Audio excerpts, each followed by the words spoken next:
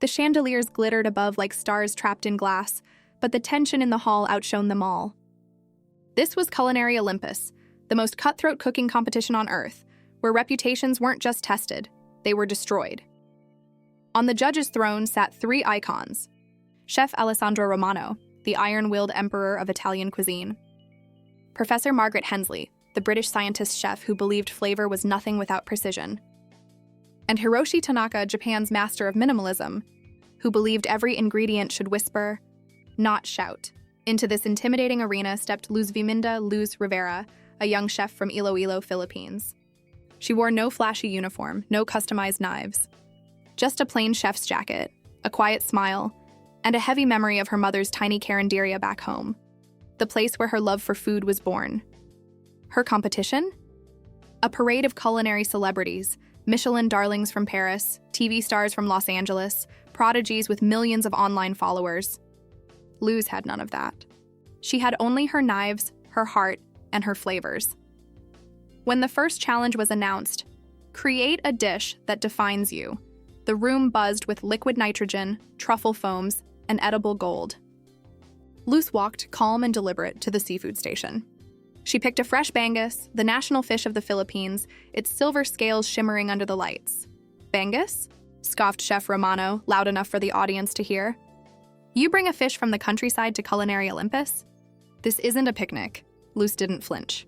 She filleted the fish with practiced ease, mixed calamansi juice with vinegar, chili, and ginger, and began preparing her dish. Paksiw na bangus, the kind her mother used to make when rain poured over the tin roofs of their village. The aroma soon drifted across the hall. Vinegar sharp, garlic warm, bay leaf earthy. It was bold, unapologetic, and utterly foreign to the judges' refined noses. Professor Hensley wrinkled her face. Far too pungent. Such aggressive acidity is barbaric. But Luz remembered her mother's words. Ang pagkain, anak, hindi dapat ikahiya. It carries who we are. She plated her paksiw not on porcelain, but in a hand-painted clay bowl she had smuggled from home. To her, it wasn't rustic. It was respect. When the time came for tasting, the judges hesitated. Romano sneered, but finally dipped his spoon. The audience held its breath. The moment the paksiw hit his tongue, his eyes widened. The vinegar was sharp, yes, but behind it unfolded a symphony of flavors. The mellow bangus flesh, the sweetness of ginger, the subtle bitterness of ampalaya. It wasn't just sour, it was balanced, alive. Professor Hensley tried next, adding a bit of broth to her spoon. Her analytical demeanor cracked.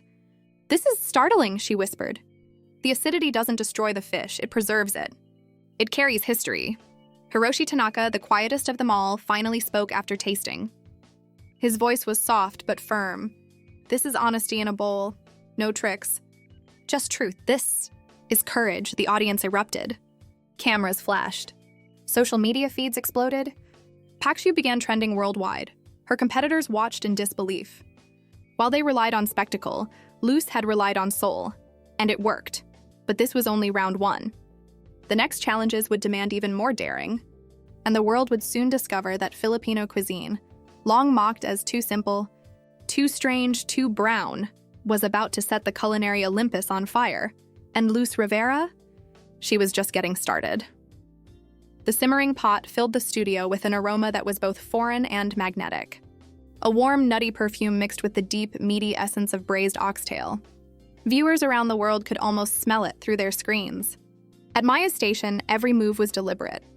She was not cooking for spectacle. She was cooking the way her Lola had taught her, with patience, reverence, and a steady heart. Julian worked with speed and flair, creating foams that hissed with nitrogen, laying out diagrams as if building a science project.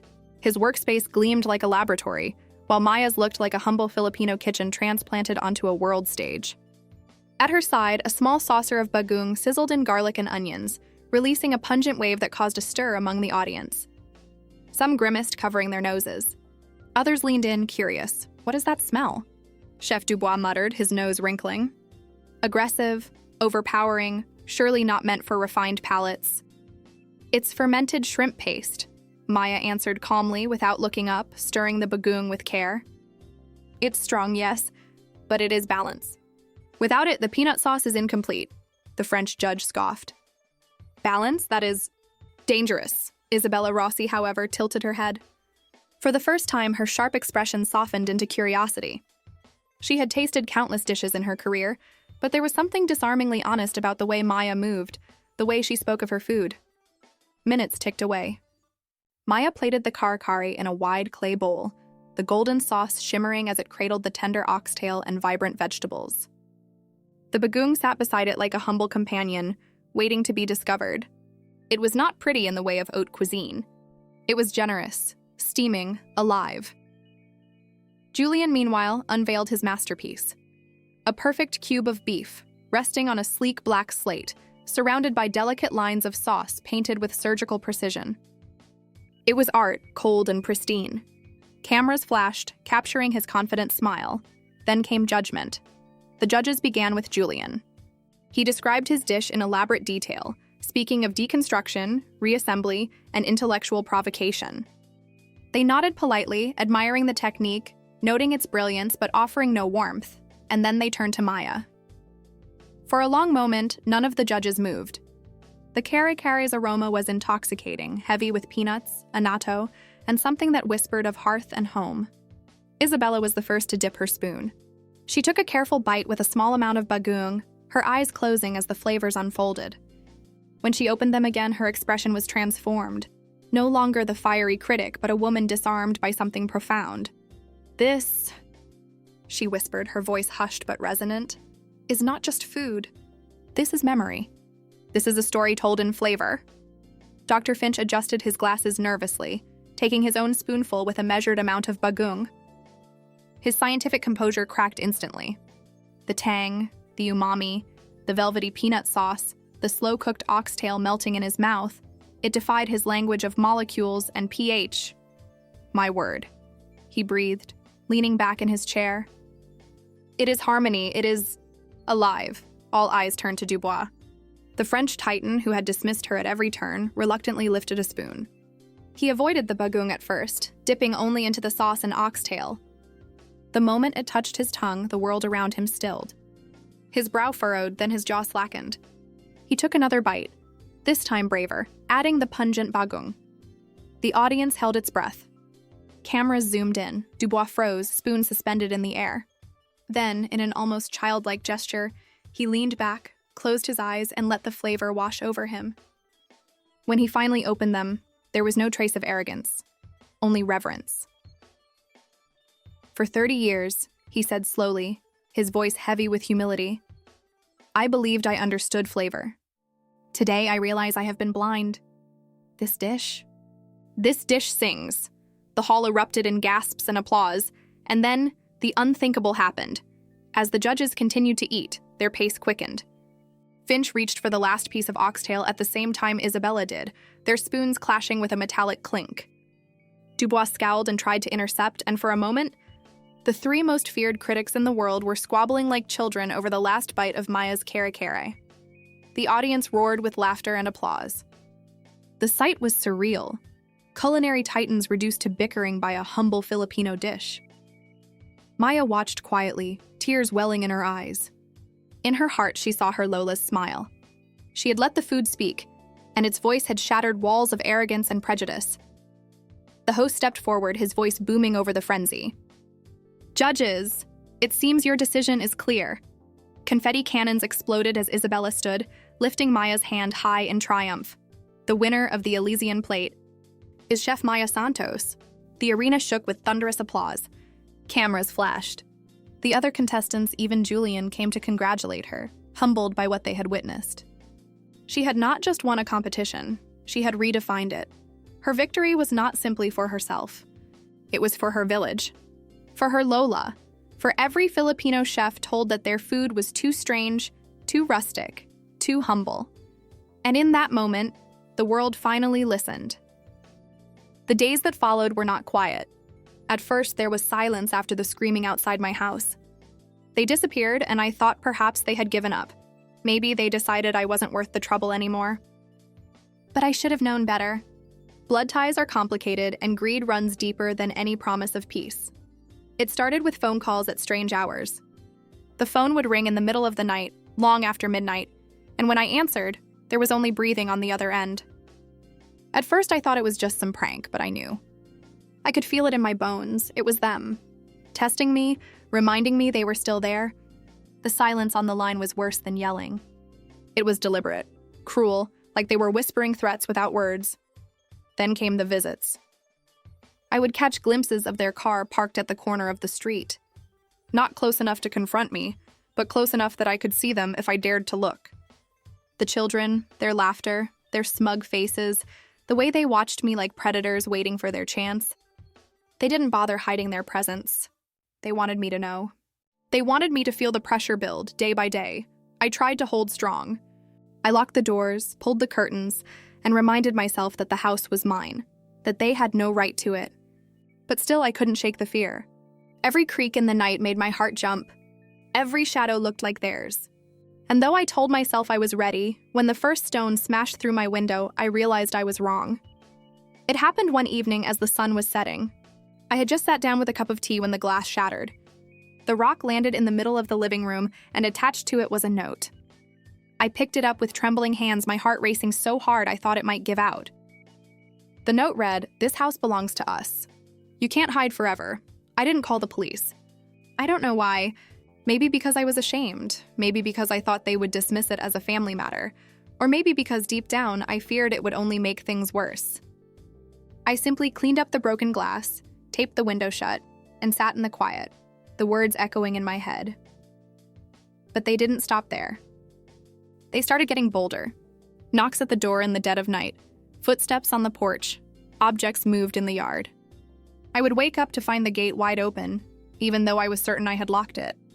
Once, I found muddy footprints leading up to the back door, stopping right at the threshold. They hadn't gone inside, but they wanted me to know they could.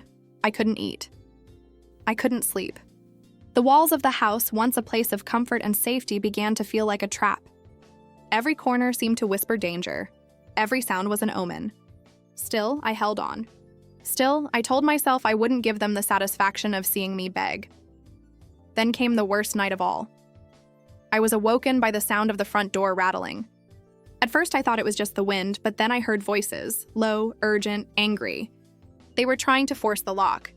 My blood ran cold. I grabbed the nearest thing I could find, a heavy lamp, and crept toward the hallway. The rattling grew louder, the voices sharper. I could hear them cursing, the metal of the lock groaning under the pressure, and then silence.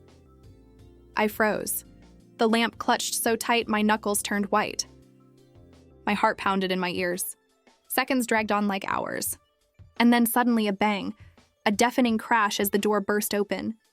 They were inside. I saw their faces in the dim light, twisted with fury, eyes full of rage and greed. My daughter led the way, her smile cruel, her words dripping venom as she shouted, "You should have gone quietly. You should have known better." I backed away, clutching the lamp, trembling. All the years of sacrifice, of love I had given, felt like nothing now, erased by this moment of betrayal.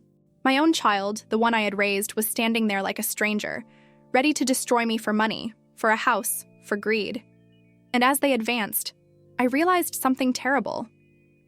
This was no longer about the house. This was about erasing me completely. They came closer, their footsteps pounding against the wooden floor, echoing in my chest like a death knell. My daughter's eyes gleamed with something unrecognizable, not the warmth of a child who once held my hand, but the hunger of someone who had already decided I was nothing more than an obstacle in her way. The others fanned out behind her, their shadows stretching across the walls, their voices overlapping with anger and curses. I backed into the living room, clutching the lamp as if it could save me. My knees trembled, but my heart had turned into iron. Something in me snapped that night, the same way it had broken when I overheard her voice on the phone, when I realized my life to them was just a burden. This time, though, it wasn't sorrow that filled me. It was defiance. "You won't take this from me," I whispered, though my voice shook. They laughed. Cruel, mocking laughter that cut through me like knives. "You think you can stop us?" My daughter spat, her voice sharp as glass. "You should have signed it over. You're old, useless. This house isn't yours anymore, it's ours." The words pierced me, but they also fueled me. I raised the lamp high, and for a moment, the sight of their faces faltering gave me strength. They didn't expect resistance. They thought I would cower. But I didn't. I swung, the lamp shattering against the wall just inches from their heads. The crash startled them, shards scattering across the floor like sparks. In the chaos, I darted past them, my feet carrying me faster than I thought possible. My body screamed in protest, but adrenaline drowned it out. I bolted toward the back door, fumbling with the lock, my fingers slick with sweat. Behind me, I heard the rush of footsteps, the snarling threats of children who no longer felt like mine. The door gave way, and I stumbled out into the cold night air. The street was empty, silent, except for my ragged breathing and their pursuit. I ran down the yard, onto the road, not knowing where I was going, only knowing I couldn't stop. My lungs burned, my legs quaked, but I pushed on, because if I stopped, I knew they would end it there. I made it to the neighbor's house, pounding on the door with all the strength I had left. Lights flickered on, and just as my daughter's voice screamed behind me, the door opened. My neighbors pulled me inside, their faces pale with shock as I gasped out what had happened. Police were called. Sirens cut through the night, their wail sharp and merciless. When the flashing lights bathed the street, my children were caught, faces twisted with rage, shouting lies and accusations. They told the officers I was delusional, that I was senile, that I had attacked them first. But the note I had saved, the broken window, the smashed door, the neighbor's testimony, it all stood against them. I sat in the corner of the living room, trembling as I watched them being taken away. My daughter's eyes locked on mine one last time, filled not with regret, not with shame, but with hatred so deep it made my chest ache. She screamed promises of revenge, her voice hoarse as they shoved her into the back of the car. When the night finally grew quiet again, I felt the weight of it all crush down on me. The house that had once been my home was no longer a sanctuary. It had been poisoned, turned into a battleground. I realized with a hollow ache that my family, the people I had loved more than life itself, were gone. Not by death, but by their own choices, their own greed. Days later, I stood in front of that house, the one I had fought so hard to protect. The broken glass had been swept away, the locks replaced, but the memories lingered in every corner, every shadow. I couldn't stay there anymore. Not because they might return, but because every wall whispered their betrayal. So I sold it. The money didn't matter, not really. What mattered was leaving it all behind, the ghosts, the pain, the nights filled with fear. I moved somewhere quiet, far from the city, far from them, a place where the air was clean and the stars still shone. But even here, sometimes at night I hear echoes, the sound of their laughter, the rattling of the door, the cruel words of the child I once cradled. And though I am safe, though I am free, I carry the scar of that truth with me always. That blood does not guarantee love. That sometimes the ones you give everything to will be the ones to try and take everything away. And that the worst kind of loneliness is not being without family. It is realizing the family you had never truly loved you at all.